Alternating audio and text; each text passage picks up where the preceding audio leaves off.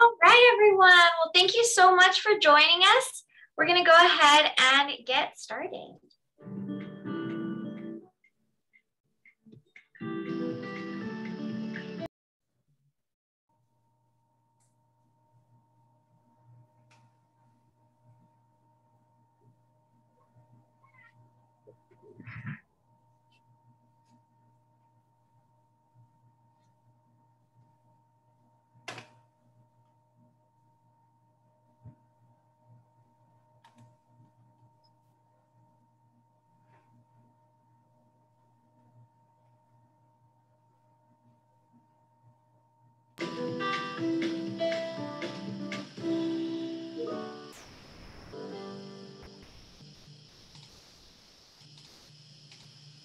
All right. My apologies if there was no audio there. That was on me. My apologies, guys. But thank you all so much. It was just music playing. Thank you all so much for joining us today for our workshop on storytelling, building a better website. Today, joining me will be Isidro Torres and Natalie Ekberg. We will be covering what exactly is storytelling, the basics to a good start, your elevator pitch, different types of storytelling, tips and tricks for you and your organization, steps to editing your El Paso Giving Day site. So we'll be going through the site all together, and then just a friendly registration reminder. So today we have Natalie Ekberg from KCOS. She's the Chief Development Officer for KCOS, as well as the El Paso PBS station, and an El Paso Giving Day committee member. Along with Natalie, we have Isidro Torres, a born and raised El Pasoan who is from the executive director of NAMI El Paso, and also an El Paso Giving Day committee member. So thank you both for joining us today. Thank you so much for having us. Okay, I'm going to go ahead and get us started with a conversation about why storytelling is important. So what we want everybody to understand is that storytelling is a very powerful, effective tool in your fundraising efforts as nonprofit professionals. As human beings, we are 22 times more likely to remember a fact that is wrapped in a story.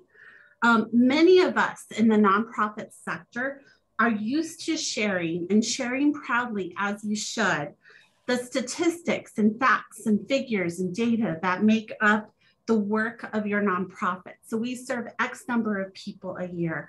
We feed X number of people with X amount of pounds. X number of animals are served through our organization. And that is important. We do not want you to feel like that data is not something that you should not be sharing. You absolutely should. But what we want you to do is to not only rely on those facts and figures. What we want you to realize is that helping people understand the work that you do often comes with an emotional tie to your mission, an emotional tie to your program delivery. And that comes with stories. One of the examples that I use when I'm training individuals on how to be effective fundraisers is understanding this key component. And the example that I like to use is the Holocaust. You know, as we all know, the Holocaust was a terrible tragedy in humankind's history. 11 million people were lost. But I am sure that not everybody can share that figure of 11 million people lost. We all know that it was millions. We all can tell who was lost, but that specific fact and figure doesn't always stick in our head. And that's because that's not the way we're wired as human beings. But what we do think about is the human stories behind the Holocaust. For example, Anne Frank and this journey of this young girl and how the Holocaust personally affected her. Stories influence people. They influence your emotions. They help you connect and put yourself in the place of clients that could potentially be served. When you talk about hunger, for example, and organizations like El Pasoans Fighting Hunger, if you're telling that story correctly of that nonprofit, you begin to put yourself in the place of that mother who does not know how to feed her children, or that person who lost their job and does not know what to do. Or you think about your grandmother when they talk about this older woman who did not know whether to pay for medicine or food. That's why that storytelling is so important, because when it becomes personal, you're more likely to act. You're also more likely to remember that nonprofit organization because you created that tie with them. And it goes back to, the very beginnings of human history. Stories were the first form of human communication, and we learned from one another's experiences. When we're hearing a fact or figure, it does not resonate in the same way that a story does. And that is why we wanted to talk to y'all today about storytelling. Because as I said earlier, stories are an incredible tool for fundraising, raising awareness, mobilizing volunteers, creating trust, establishing your credibility as an organization. Stories create context. It can ground the strategy of your nonprofit. It helps your prospective partners understand the context in which you operate by seeing the challenges more clearly. A lot of the times, nonprofit organizations often rely on, as I said earlier, facts and figures, but also industry speak. I was working recently with a nonprofit organization that focuses on mental health services for children in our community. They do fantastic work, but they were talking about terms like trauma-informed care and using a bunch of acronyms, and people did not understand what they were saying. So using language that is also accessible to individuals. As I said earlier, these stories also help move people to act, because emotion backed with that logic, which is those data and the figures that you all have at your disposal, that together is a very powerful combination. And as I said earlier, stories help create that connection. So stories bridge people and help create empathy for those that you serve. That is extremely important to get people to support you all at a financial level. Go ahead and continue. Thanks, Natalie. No, go ahead. Thank you so much, Natalie. Isidro, you want to go ahead and, share your screen? Yeah, can everybody see that? Does everybody see the new Kahoot screen? If you all want to pull out your phones and go to kahoot.it, we have a quick little poll for you all. So that it'll help Natalie and I, as we go through the presentation, get a better idea of what you could use some improvement on, what you can need some help on, and what we may be able to give you as we present through the presentation. So you're going to go to kahoot.it.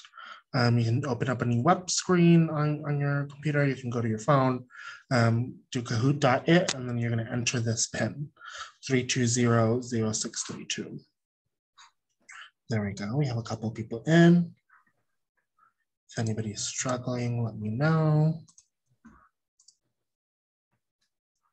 We'll get started. We have 34 people in there, so I'll give it some time.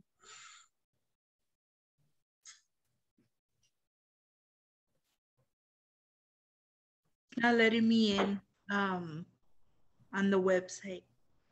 Are you putting, what website are you putting? www.kahoot.it? Yes, correct. Well, if you can't get in, you can always go through the chat as well, Michelle, if you'd like. Yeah. Or if you want to open it up on your computer on another web browser, that may also work. Give it a couple more. You're going to go to Kahoot on your phone or on a different browser. You're going to go to www.kahoot.it on the browser, on the URL. It's going to ask you for a game pin. You'll put in the game pin that's right here, 3200632 on the screen, and then it'll ask you for a username.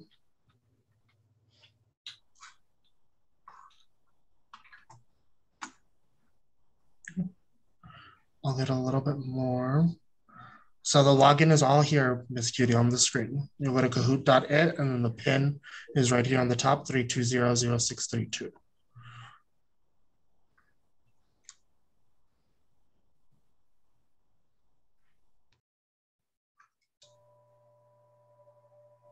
I'm just gonna give it a couple more minutes. If you're not able to log in, like Casie said, just go ahead and drop it in the chat.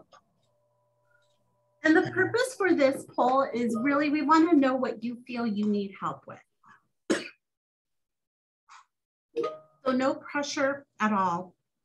There are no right answers, there's no wrong answers, but we want to know what's important to you all. Anybody? Okay, I'm gonna go ahead and just hit start. And we'll move forward. And we'll be sharing, Judy, just a second, as soon as everybody's, or the majority of folks are logged in. Here we go. So the first one, how many years have you done El Paso Giving Day? This is your first, second year, 3 to 4 years. Have you been here 5+ years?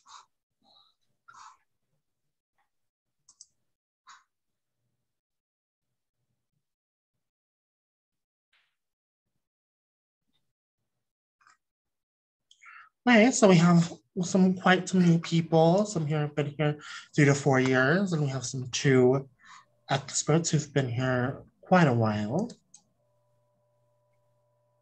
What does your organization struggle with most when it comes to storytelling? Emotional appeal, quantification, able to quantify your numbers, breaking down information in an easily digestible manner. Natalie gave some other examples, and then you can put it in the Zoom chat. Social media, thank you, Judy. So we have a lot of emotional appeal, 46% emotional appeal. Next one, we have breaking down information in an easily digestible manner. And then next we have a quantification. And then if anybody wants to add anything else into the chat, please feel free to add it in there. And then the last question, what does your El Paso Giving Day team look like within your organization? Are you a solo team?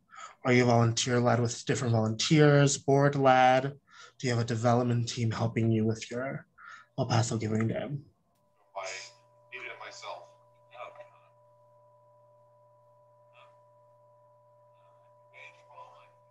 All right, so we have a good spread here. A lot, me, myself, and I, been there, done that.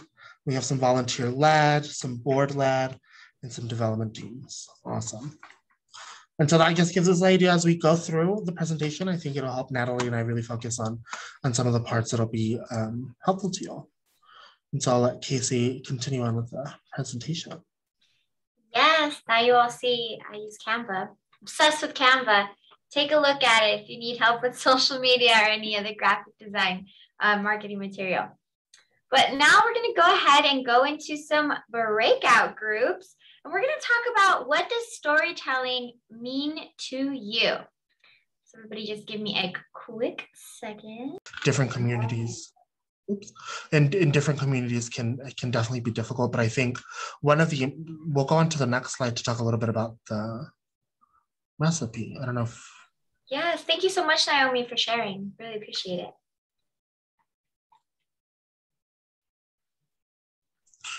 Oh, sorry, I thought it was the next slide, but we'll get to Naomi's point about, maybe having difficulty in sharing certain stories or talking about client stories just because of how sensitive it may be. But when we're talking about basis of storytelling, we definitely want to have these things here that you're seeing ready and knowing that and be able to repeat it. And so we all want to make sure that we know our mission and our vision of our organization. And if our organization is still crafting it, working with our board and strategic partners to figure out what our mission and vision is, what values do we hold? And so in recent years, NAMI El Paso decided to use the acronym HERE as our values. And so hope, empathy, awareness, and respect. are what lead our work and our goals here in our community.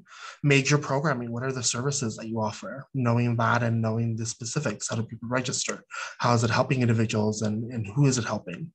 Videos or photos, it's always good if you haven't already to start a photo video archive and sort of get into the mode of, oh my God, this would make a fabulous picture, and taking that picture and taking that video and just saving it in a folder. So that way, when you're ready to start El Paso Giving Day campaigns or start something new, or if a news reporter is running our story and wants to get some B-roll or some photos from your organization, you already have a photo archive. So it's always great to start a photo archive of the wonderful stuff you're doing. And then remember, if you are working with sensitive communities and sensitive clients, getting permission, getting a photo release form, or figuring out other ways through photos and videos to get that message across. Fundraising goal, if you haven't decided your fundraising goal for El Paso Giving Day, now is a good time to get with your team, look at what resources you have. If you're working on a solo team, your strategy, and deciding what would be a feasible fundraising goal for you. And thinking about, the minimum donation to El Paso Giving Day is $10. What do those $10 mean to your organization? Does it mean a meal? Does it mean, food for animals if you're a homeless shelter? For NAMI, does it mean a manual with bunch of information that can help a family go through their mental health journey? What does $10 mean for you? These are all great ways, and collecting these items is a great way to start your storytelling. And so we'll go to the next slide and really get into and I think it was sort of interesting with the Borderland Rainbow Center, and I've worked with the Borderland Rainbow Center before. So recipe for a good start, emotion. What emotion are your services and your programming giving to your clients or to the people you serve? Here at NAMI, we do our best to provide hope and hope for recovery and some sort of relief to it all, because sometimes mental health can be very intense. At the Borderland Rainbow Center, you're providing hope to these parents, to these youth, when it comes to their LGBTQ journey. When we talk about the homeless shelter, you're providing relief and hope to these animals, and you're providing happiness to these animals. There's a lot of emotion. What emotion are you providing? And share that emotion with your donors, share that emotion out there, put that on your website. What is your work doing? We know I know NAMI's graduating 200 people in our classes each year, but what are we graduating them with? What are we giving them? And the emotion is hope. A lot of it is hope. It's empathy. It's support. Real people. I know maybe we can't talk about sometimes our clients, but talking about the work. For example, Naomi, I'm going to pull Naomi again because she spoke earlier, talking about your work, Naomi. You're at the Borderland Rainbow Center for a reason. What got you at the Borderland Rainbow Center? Sharing that story, sharing your story of what the Borderland Rainbow Center means to you. What does your organization mean to you? And if you're able to get client stories and share client stories, sharing them as well. NAMI, we have a speakers bureau of speakers ready to tell their story and what NAMI means to them. But always being ready to share what that experience means to you.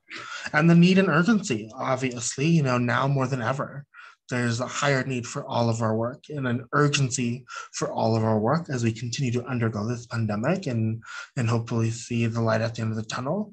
But each and every one is going to be needed for years, decades to come. And there's a reason we're here. And the need and urgency and expressing that need and urgency is so important.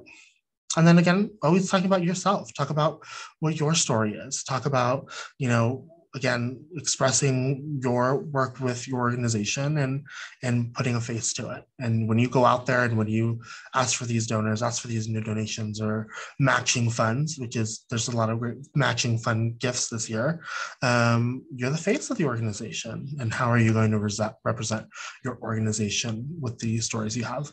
And all of this I'm deriving from Joan Gary's Guide to Nonprofit Leadership. If you're in the nonprofit world, there's most likely a chance that you've heard of Joan Gary. And she has a wonderful, wonderful book on nonprofit leadership. And then just talking about your elevator pitch. I think we all know the elevator pitch. We probably all dread the elevator pitch because it's a very redundant thing that when we talk about storytelling that we talk about practicing. But again, these are just some good tips and tricks to learn and use when you're coming up with your elevator pitch. 30 seconds, no more than 60 seconds. It's called an elevator pitch for a reason. It's derived from being in an elevator and getting from one floor to another. You don't have much time to get your story across. And so making sure you have everything together. Your elevator pitch is not the time when you're supposed to be repeating your mission statement. Like we talked about earlier, we want to spread emotion, we want to talk about the people, and we want to have a sense of need and urgency. And while our mission statement, as great as it can be, probably doesn't reflect really and get into the nitty-gritty of the details you do. And you only have 30 seconds. We want to be wise in how we use them. And tell me like I'm 10. You know, Natalie talked about it a little bit earlier in her work with some mental health organizations. We definitely get into our words, and we get into the different terms and terminology, and we get stuck in that. We're living that day to day. We're living our mission day to day. It's for a lot of it, it's our life going morning till we sleep. And so sometimes it's hard to get out of that, but getting out of that and thinking about, okay, you know, if this is a new person, they're coming in, they have no idea, they're a 10-year-old, how are you going to explain to them the work you do? So that way they understand it and get it. And once, you know, you don't want to leave your elevator pitch with inviting them to do something, giving them an action, you know, invite them to donate, invite them to learn more, or, hey, we have an event coming up, you can learn more about what we do. We're participating in El Paso Giving Day in October. You can find out more at elpasogivingday.org, giving your contact information and giving them something to connect with you. Yes. And so now we're going to talk about your personal story. Like I mentioned earlier, what's your story? Not your organization story, but what's your story? Maybe your story with your organization, why you are where you are now, and how you came to be. So Casie is going to go ahead and divvy you up again. And then when we come back, we'll go and invite someone to speak about what their group talked about. Yes, I'm going to, thank you, Casie. I'm going to go ahead and start. You will get a little notification. Go ahead and enter your breakout room and see you all soon.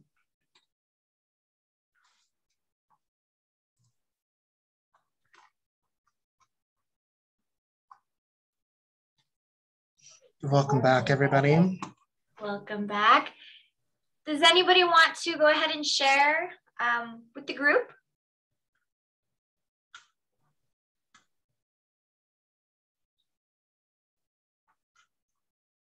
Anybody? I'm going to say color. I'll share. Great. You know, I think it was a great experience. And I have to tell you, I think that was one of the first times that I attached my personal story to our story of our program. And it was a little eye-opening for myself on why I'm here and why I'm serving this program. So, I love it. Yeah. Thank you, Sylvia. Sylvia, and I'm not to put you on the spot, but would you like us? I would love to know your personal story attached to the Loretto Academy Challenge program. Oh my. Well, I guess if I'm going to use it, I need to get ready and use it, right? But y'all have to tell me if it's a little too much. But I was sharing with the girls that it's with the ladies that it's full circle for me, because I did come to high school here also, and not so long ago, I'd like to say, but no, it was a while back, and it was a time of many nuns that were working here. And there was one particular nun that shared with me that I was not college material, that she wasn't sure why I was at a college prep school, because that's not where I was headed. So with that, I think it's poignant on why I'm here now and serving the girls who can't otherwise afford Loretto, but absolutely want college. So we're about empowering them and giving them voice and letting them know that they belong, no matter the socioeconomics, and that they can get to college and beyond. And so supporting them and their family to do so is what we're about. And I think I realize now how much that resonates with me, because I made it to college. It was a long road to get my bachelor's and then also the master's, but I made it. But what's great is to be able to give that back to women and women of the future. So I'm excited to serve Loretto Academy Challenge program. And don't hold it against the nuns. It was just one nun. I love that. They're fine. They're good women. They have a mission. They have a mission to educate. So they were great. They were good. I love that. What a beautiful story, Sylvia. So a little birdie messaged me and told me that the Humane Society has a beautiful story.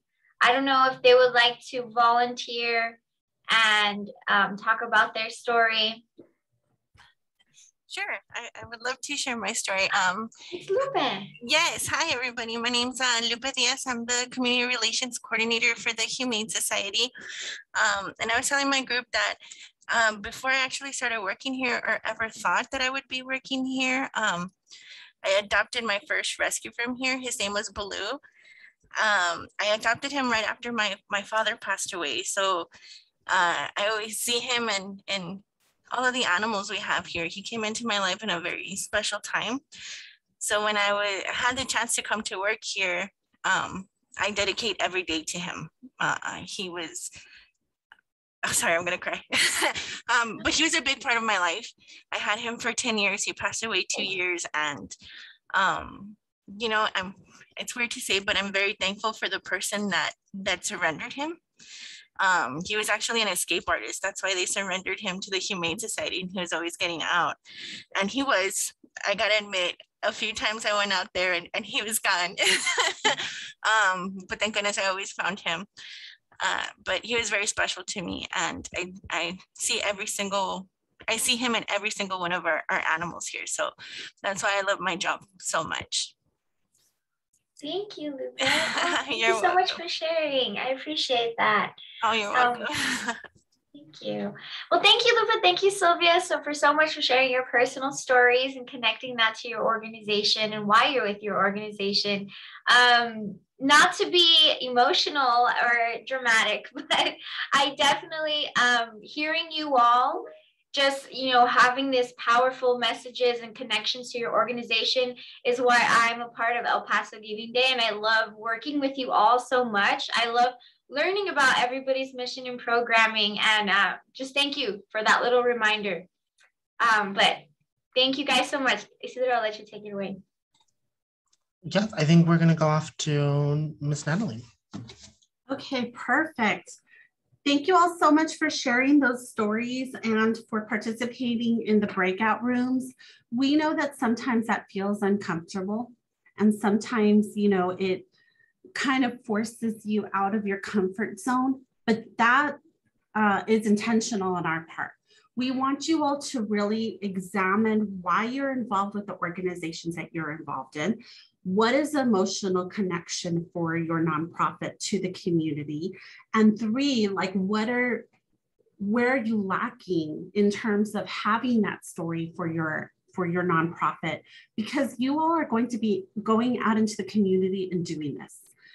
The focus of this session is to elevate your storytelling on your website, on your El Paso Giving Day portal page, but you should be doing this in other ways continuously to build that support for your organization. I have served on the El Paso Giving Day committee since the very beginning. So, you know, for more than 5 years now. And one of the things that I have seen as I've had conversations with nonprofit organizations who have not been as successful as I'd like during El Paso Giving Day is they see El Paso Giving Day as almost like this magic wand. Like, I've signed up, now the dollars will be flowing in. And that doesn't happen, because there is a strategy that needs to occur with all of your fundraising efforts to include El Paso Giving Day. El Paso Giving Day is a tool, and it's a tool to reach a whole new audience and build stronger relationships with existing partners. But it's dependent upon you.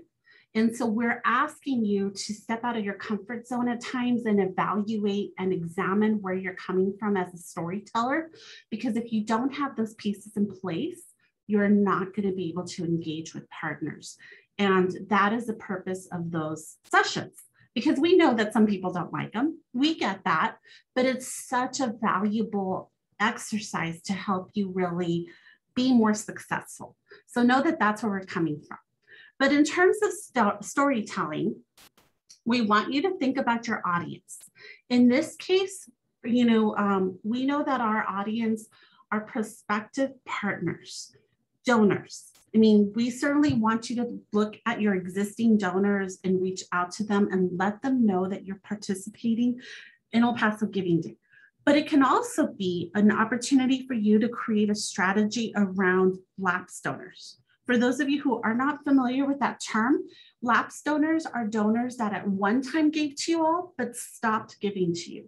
So, maybe you can create an email or a letter campaign around your lapsed donors and let them know that El Paso Giving Day is coming up and you'd love them to support you. And again, use that storytelling.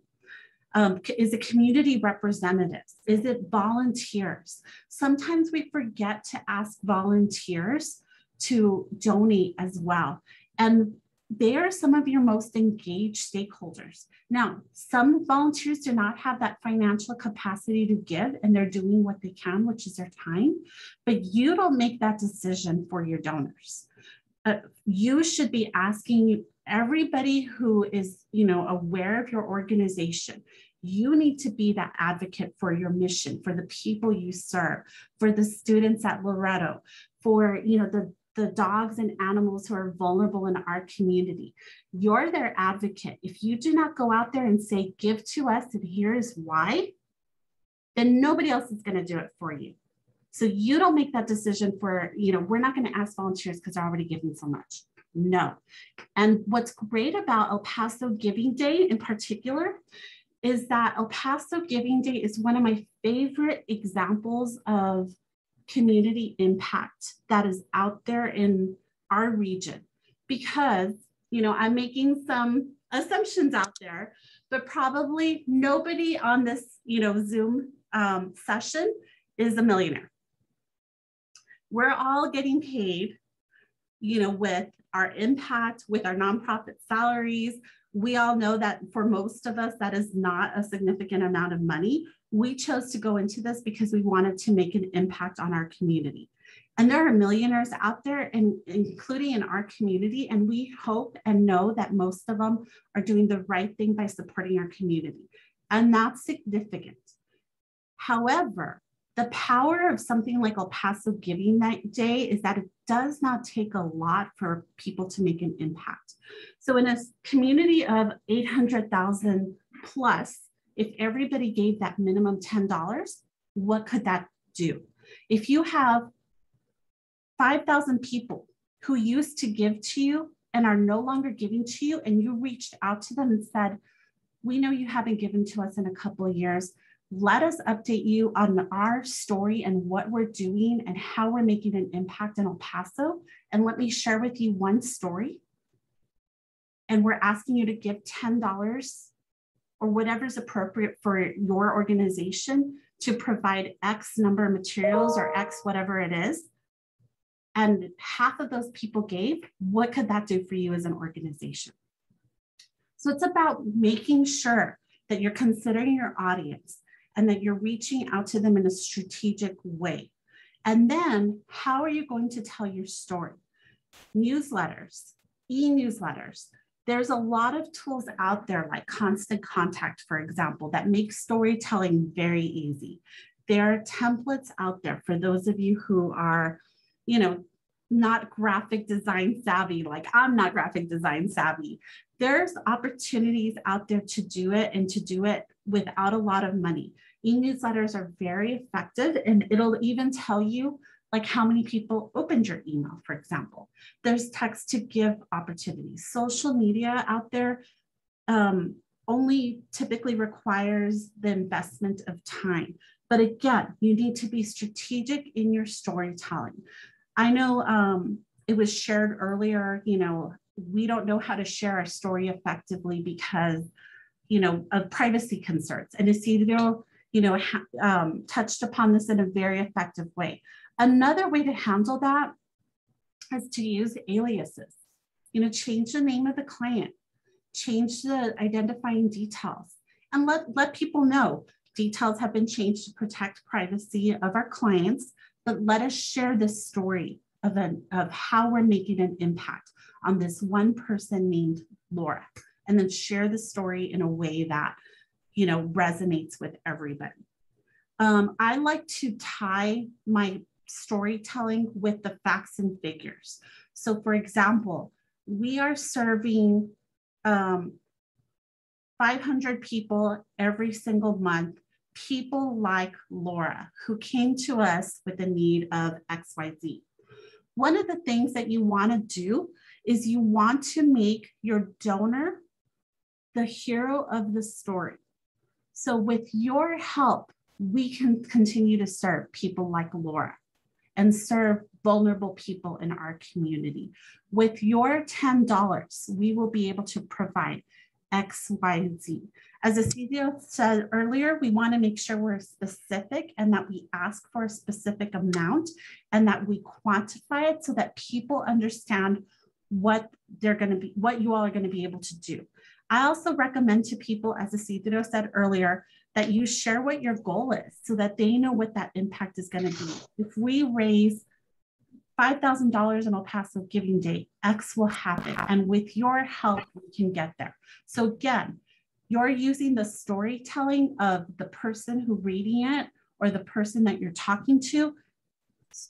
They are the hero of the story because they're going to make this possible. You want to clearly demonstrate the need, but at the same time, frame it so that it's not so hopeless that it can't be turned around with their help. So it's not sophisticated, but it is very strategic and very specific.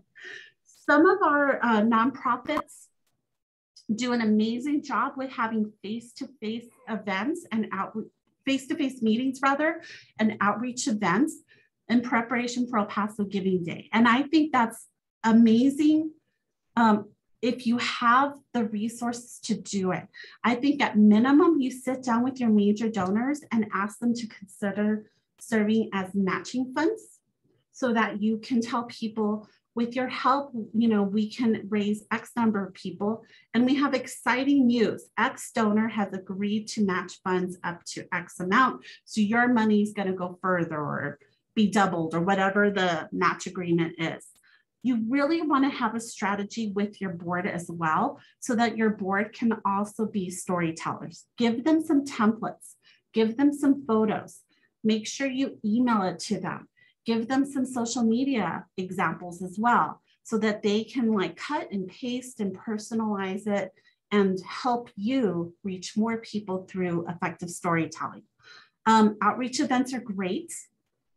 I know a lot of nonprofits, especially the bigger nonprofits in town, use outreach events to build excitement around their programs in preparation for El Paso Giving Day. And if you can have that opportunity to do that, that is fantastic. It does not have to be sophisticated. It could be as simple as have donuts with our executive director. Let's do a tour. Let our executive director talk to you about the new things that we are doing. It does not have to be expensive. It does not have to be this huge gala. It can be as simple as have coffee with us. We're inviting everybody to come have coffee. Make sure you let us know so we can have enough coffee and donuts on hand.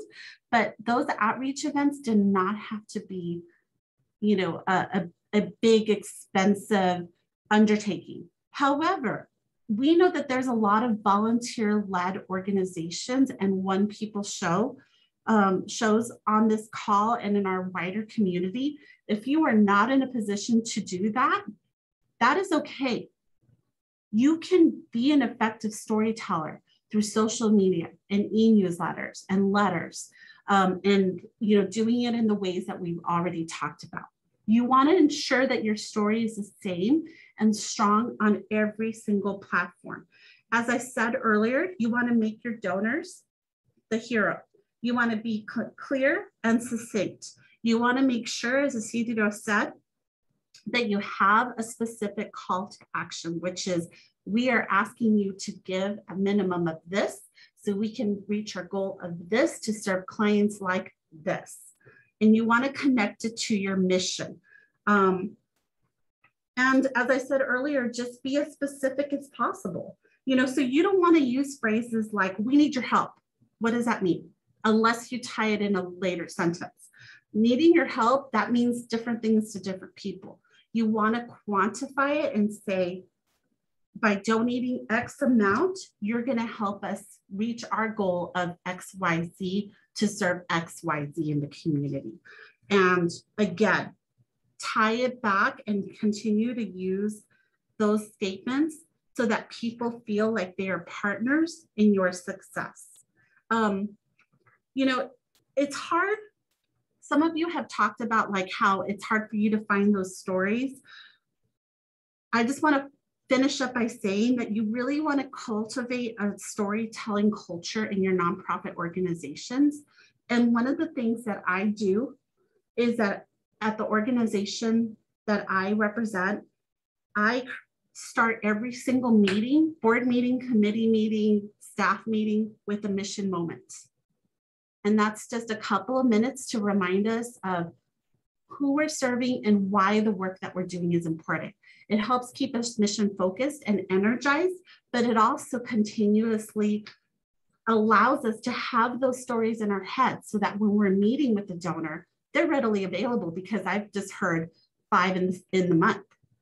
So I challenge all of you to think about it from that perspective.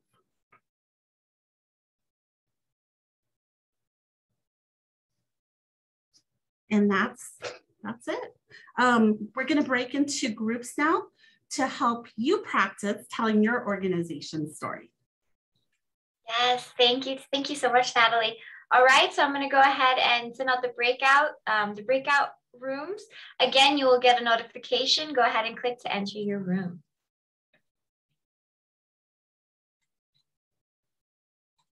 And get back. So would anybody like to share about their organization story? Would anybody like to come to the group? You have stage fright. There's not that many people joining us right now. I can do the organization story, if that's okay. Go ahead. Yes, go ahead. Well, hi, everybody. My name is Olivia. I work for the El Paso Zoological Society, or the Zoo Society. And our organization story, I was telling the other young lady that I was speaking with is, our story is, we have a tagline and it's support, fund, it's what we do. And that's exactly right. As the support organization for the El Paso Zoo, our mission is to advocate for wildlife and the zoo in our community. I gave an example. I don't know if you all are familiar with Juno. She was our Asian elephant. We recently lost her to breast cancer. And she was the second known case of an Asian elephant getting breast cancer in the world. So it was a big story. But the reason I bring her up is because our story is, when we say support, fund, it's what we do, that's exactly what we mean. We were able to, support her breast cancer treatment 100% over the course of about 5 years. And so, getting that messaging out in the community, talking about like what you all said, as far as your $10 supports, part of that breast cancer treatment, or your annual membership supports part of, these projects that we spearhead and we initiate, is part of our story. Advocating for wildlife. We support conservation efforts, not just locally, not just nationally, but globally, in parts of Indonesia, parts of Africa. And so our story is all about advocacy, wildlife and environmental advocacy, and how the community can come on board with us and really understand the real need for more awareness about what's happening to our environment and our wildlife. And that's kind of the story that we, try to promote on social media or anything and everything we do. Our organization, we're a small organization filled with strong women that do big things.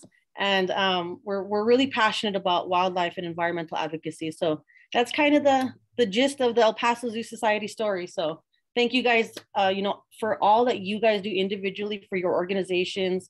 It's amazing hearing, how many passionate people are in our community. It really is. And we're just really grateful and honored that we get to work alongside you great folks. So thank you. Thank you so much, Olivia. Yeah, that is a beautiful story, especially about Judy, the elephant. Juno. Yeah, Juno. Such a beautiful story. Thank you so much. That's definitely a story you want to share with anyone, with current donors, new volunteers, with anyone. That's so beautiful. Well, thank you so much. You're welcome. Thank you, guys. All right, Isidro, take it away. Sorry, I was on mute. Yeah, so we're gonna go through these. We're gonna have some tips and tricks, how we can create content for your website and for your social media pages. So like I mentioned earlier, pictures. If you're not in the mindset to take pictures of everything you do, try to get into it. Start getting photo archive. When the news starts knocking on your door, you'll have them ready. Quantify your impact, and we'll talk a little bit about that, what that means. And Natalie covered a little bit about it of, how many people are you serving? What are your statistics? How can you put that together to show donors and prospective donors and community on what these $10 mean to your organization? What part of your story makes you smile? Thinking about your story, what makes you smile, what warms up your heart. And today we had a lot of wonderful stories that definitely made me smile, and focusing on those things to attract your donors and making them take that next step that you want them to do, and that's donate. And you also want to just, again, and we talked about it with the El Paso Society. What does $10 do for your organization? What does that mean? It means breast cancer treatment for Juno. Or what is, we talked about it with a little bit with Mommy El Paso, the homeless shelter. What does it mean? What does those $10 do? And you want to make sure you have the call to action. And I think this is very important. I think this is where it gets a little nerve-wracking. Maybe asking someone even for $10, asking your friend, your family, your coworkers, the community, $10. Please donate $10. Please, you obviously want to make it higher, and go lower. Start with donate 50, and if they can't, donate to 10. But that's a little scary. But you want to make sure you're giving them a call to action why they're doing it. The worst thing they're going to say is no. And you have all these tools today to make sure they don't say no, but that's the worst thing. So not being afraid of making that call. Please donate to our organization on El Paso Giving Day and give back to your community. Link to social media, the website. Obviously, we're going to talk a little bit about building that El Paso Giving Day website, but make sure you're putting that link everywhere. Everybody has a link to their specific page, and you want to make sure you share that. Sometimes, yes, if you want to make a general post saying, hey, donate it to us to El Paso Giving Day, and you just put El Paso Giving Day's link, cool. But if you want to make it easier for your donor, put your El Paso Giving Day website link in your post. So that way they're skipping everything and they're going directly to you, and they're seeing your story, they're seeing the wonderful stuff you put on your website, and they're donating. And Casie will talk a little bit about the suggested amounts that they can pick from. And don't be text heavy. And we'll talk a little bit about what that means. Break things into sections. You don't want to write your entire strategic plan, your annual report in this. You just want to have a couple of paragraphs on your website talking about what you're doing and what it means to the community, and putting the storytelling into a couple of paragraphs on your website. But also, don't forget the pictures and the videos. Those are really big in the day of now on social media. People like watching a quick minute video or looking at pictures. They obviously, as the saying goes, say a million words. And so I want to show a little bit of pieces of what we have with NAMI El Paso. And like Casie said, we use Canva. And if you're not using Canva yet and you're not taking advantage of the nonprofit for Canva, you probably should. It's free. It has wonderful, wonderful different things to use. It has wonderful tutorials, wonderful templates. You don't have to create everything from scratch. So here, NAMI El Paso's 2020 Impact Report, where we talked a little bit about despite everything, and we just put our numbers there, made it nice and pretty. We can download it without the shininess. We can download it with the shininess, whatever it is, and just share that on our social media. Next, we have a video that we won't show too much. Mother told me about NAMI. At age 28, I had a major depression. Yeah, that's just a quick video. I think we'll just show a little bit of it, Casie, and then we'll move on. Great. My mother told me about NAMI. At age 28, I had a major depressive episode. I had to move back in with my parents. My mom was already attending NAMI's family-to-family class. It provided her with a lot of support, which in turn enabled her to support me in my recovery. I took NAMI. We can stop now. And so this is a video. Yes, I'm not going to lie to you. This was done by our friends at Barracuda. But getting someone in front of the camera to tell their story. So that way you don't have to bring them to tell the story every single time. You have video, put it on your website and it lives there. For us also, what we do in NAMI El Paso is I do, and I tended to when I was doing a one-man show, is I tended to have someone, a volunteer, help me film stuff, and I would put it on Instagram. And you can do the same thing with your phone. Your phone is a powerful tool nowadays. It has a lot of great quality and wonderful video, and that'll be on the next slide. And we won't show too much of that because that was when I didn't have a beard, so it's a little embarrassing. Iconic. Hi, Rudy Cedro here with NAMI El Paso. I just wanted to let you all know that we are in the middle again of our El Paso Giving Day campaign. You can give to your favorite nonprofits at elpasogivingday.org.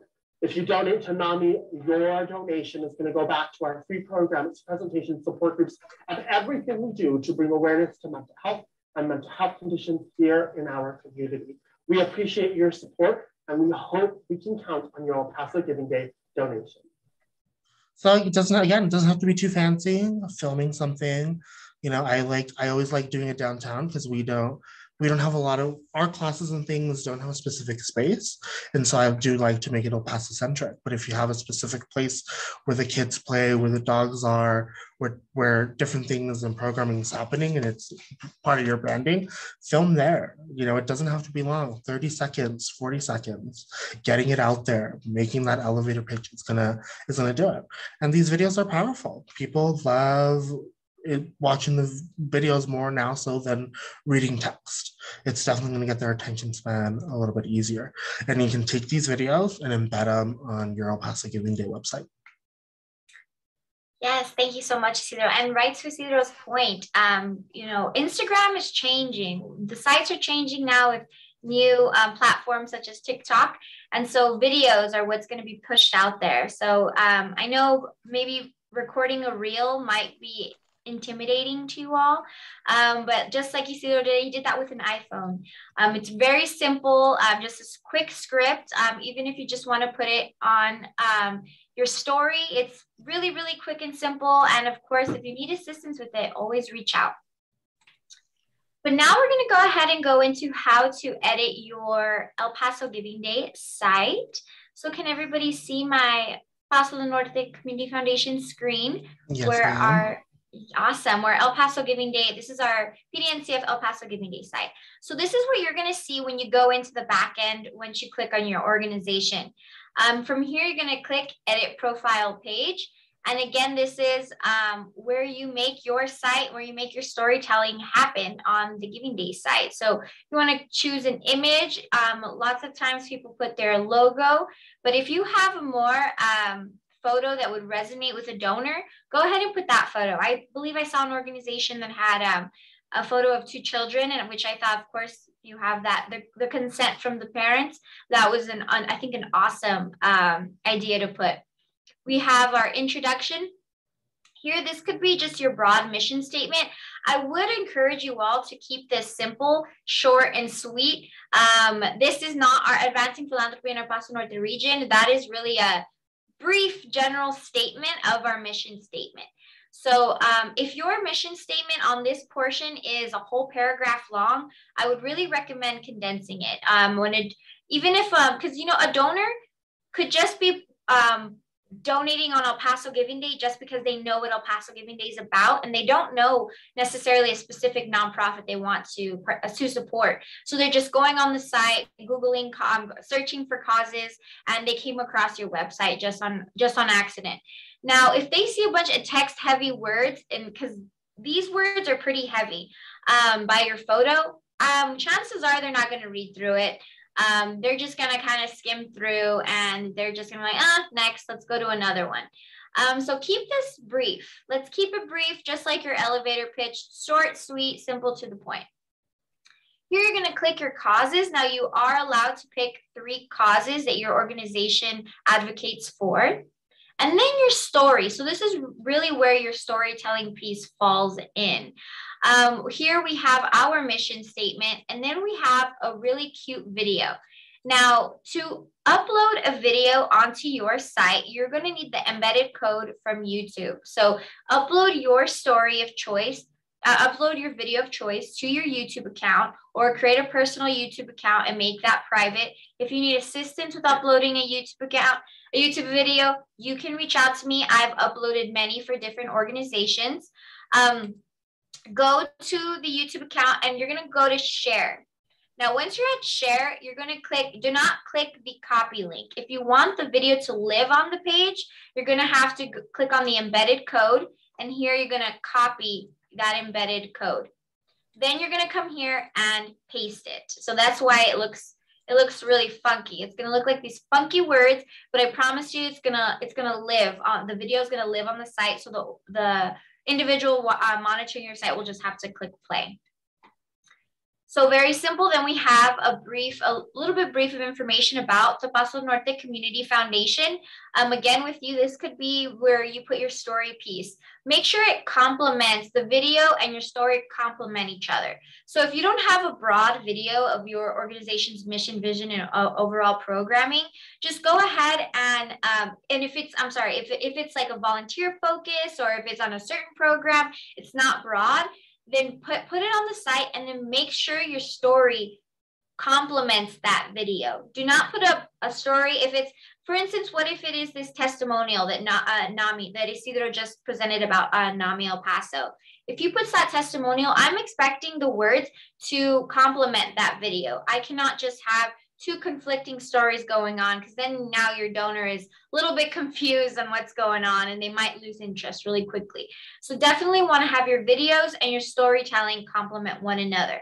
You do not need a video on your site, but it definitely is really helpful. Then this is something that I would highly recommend on doing, is putting your goal amount. Here I put our goal amount at $5,000. Whatever that fundraising goal may be for your organization, whether that's $500, $1,000, $5,000, $50,000, $1 million, whatever, let's get to $1 million. Yes, I love that. But whatever it may be, put that on there, so that on giving day, from early giving to the day itself, your little tab on the site will continue increasing. So it's really fun. I know I'm guilty of seeing an organization almost hitting their goal, and then I donate just so that they could hit their goal. And it's kind of exciting for the donor to think, oh, I helped NAMI El Paso reach their $1,000 goal. So that's really important.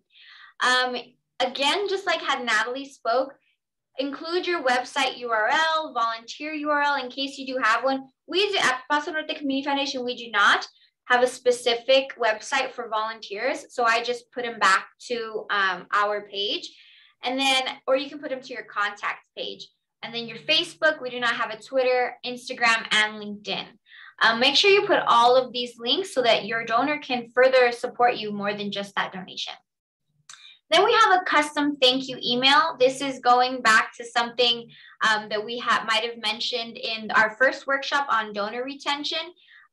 Make sure you are thanking your donor outside of just our automatic thank you message. So as part of El Paso Giving Day, the Paso Norte Community Foundation does provide an automatic thank you message to donors for their donation with tax deductible language. So we do provide that.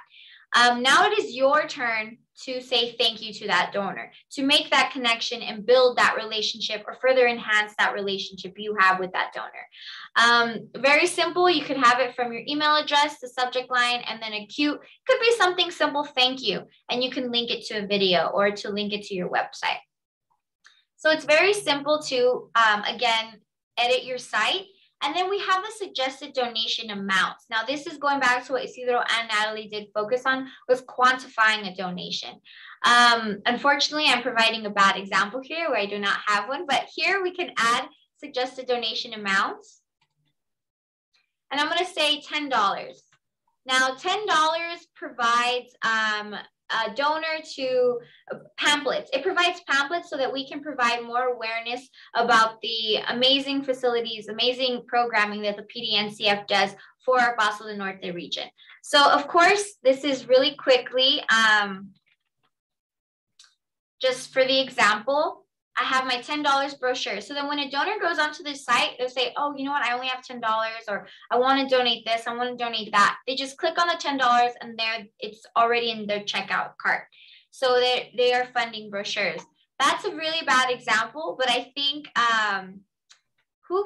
so we have, Isidro did put out some awesome pages. Let's go to Books Are Gems. So Books Are Gems, again, they have their logo, their mission statement, a video, and then their mission, vision, and their legacy. And then this is where that goal is here. Last year, they did surpass their goal by $509. Congratulations, Books Are Gems, if you are with us today. And then they have that make a donation. So the $10 will give 5 children a new book. $50 will give 25 children a new book. So that is basically the importance of quantifying a donation and how you can really do it on your site very easily. But yeah, that's pretty much how you do it. I'm going to go ahead and go back to the presentation just for a friendly reminder on registration. And don't worry if you have any questions about the site, how to edit your site. We will have a brief moment for questions, and then anything we didn't get to, please feel free to reach out to me and I'll be more than happy to help you. But again, a quick registration reminder, September 21st is the deadline to register. If you did participate last year, you will need to re-register your organization. That is just because we have, oh, and I noticed I have a typo on the slide. Previously, I don't know what that says, but that meant new and previously participating organizations must upload or review the following upon registration. This is a new addition we added to the registration process, is uploading a sample copy of your budget. This is just to provide an overview of revenue and expenses, just so we can verify that your organization does fall within the small category, medium category, or large category. Again, those categories are very important when it comes to prizes. This year, the Paso Norte Community Foundation, along with its sponsors, will be giving away over $30,000 in monetary prizes, which all of prize information can be found at elpasogivingday.org/prizes. For that instance, we want to ensure that all organizations are being transparent. We are being transparent as well in ensuring that the correct organizations are competing amongst the correct organizations. So again, just to register, you're going to create your account or log into an already existing account from last year. Enter the basic contact information, basic information about your organization, your financial institution information so that you can receive your funds after El Paso Giving Day via ACH. Upload a PDF file of your budget. And then as well as your W-9 and letter of determination. If you are re-registering, that is just a simple reviewing your W-9, reviewing that 501c3 letter of determination, and clicking the bottoms below indicating that is the correct information, and then agreeing to our terms of service. If you have any questions about this process, do not hesitate to reach out to me. Again, deadline is September 21st to register and re-register. But thank you all so much for joining us today. Does anybody have any questions pertaining to storytelling or building your website at elpasogivingday.org? Now is your chance to ask them.